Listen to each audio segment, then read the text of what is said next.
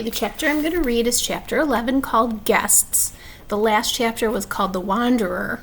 And if you remember, Kona went back to Gooseberry Park to look for Stumpy, but didn't find him. This chapter is called Guests. And if you remember, Murray and the Stumpy's three babies are in a Christmas box in the basement. So that's why that picture's there. He's with the Christmas ornaments. Later that morning, Murray rubbed his eyes, stretched his wings, and gave a giant yawn. Top, Bottom, and Sparrow were all sleeping soundly against him, and Kona was coming down the stairs. Murray grinned and waved at the dog. "Say, Kona, what's for breakfast?" "Breakfast?" said the dog. "You want breakfast?" Murray nodded. "Murray, when I got back from Gooseberry Park this morning at 6, you ate a whole bag of Fritos, a box of Ritz crackers, a 16-ounce package of provolone cheese, and an orange." "I ate an orange?" Murray asked. "It's only 10 o'clock. How in the world can you still be hungry?" said the dog. "I never eat oranges," Murray said. "How can you even move?" Kona asked. "They make me break out," said the bat. Murray looked down at the pile of sleeping babies. "Hi, gang," he said. "Want a Pop-Tart?" "Just wait here," said Kona. "I'll bring something down soon. The pudding cup seemed to be all right for the babies last night, so I'll try to steal another one for Murray. But you have to stay here and keep quiet, Murray. We can't let the Professor Albert find you." "Sure," said Murray cheerfully. "No problem. But what are my chances of getting a Mars bar?" "Just stay," said Kona, disappearing back up the stairs. Murray sighed. He looked all around the basement. Pipes, wires, what to do?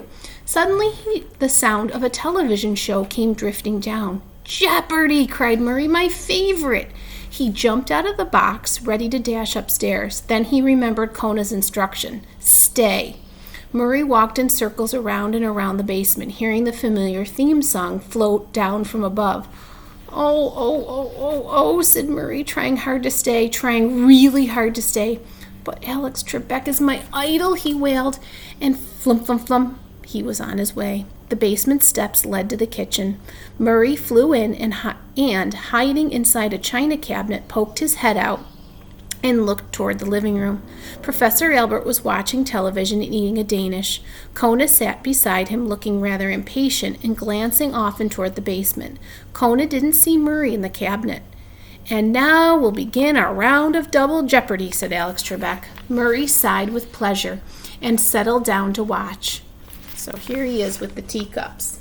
Remember, he's in the kitchen. Soon, however, the sight and smell of Professor Albert's Danish was just too much for the tiny bat. He was hungry. He needed breakfast. Murray's nose went up in the air, sniffing. Said the little bat to himself. Now where would a professor keep a Danish?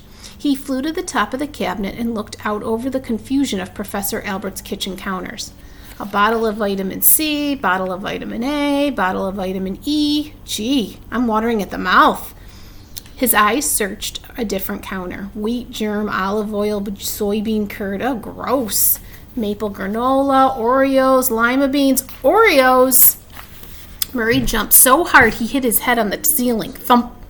In the living room, Kona pricked up his ears. The dog looked toward the kitchen and saw Murray hopping up and down on top of the china cabinet, waving to him and pointing to something below. Kona nearly fainted. He shook his head fiercely at Murray. The bat mouthed some words to him. Creamy center was all Kona could make out. The Labrador frowned and firmly shook his head again. He had to wait for Professor Albert to take a morning nap before carrying any more food to the basement. The professor would likely be home all day, with the ice outside still so thick. They were lucky even to have the electricity back on. And Murray was supposed to be staying in the basement, but there he was, bouncing like a ball on the china cabinet. Murray had to behave. Kona vigorously shook his head at the bat again. "A flea, Kona?" the professor asked, putting down his Danish and rubbing Kona's ears. "No, just a pest," said the Labrador to himself. Back in the kitchen, Murray threw up his wings in exasperation. A whole bag of Oreos in the kitchen, and the dog only wants his ears scratched. Domestic animals, who can figure 'em? Flum.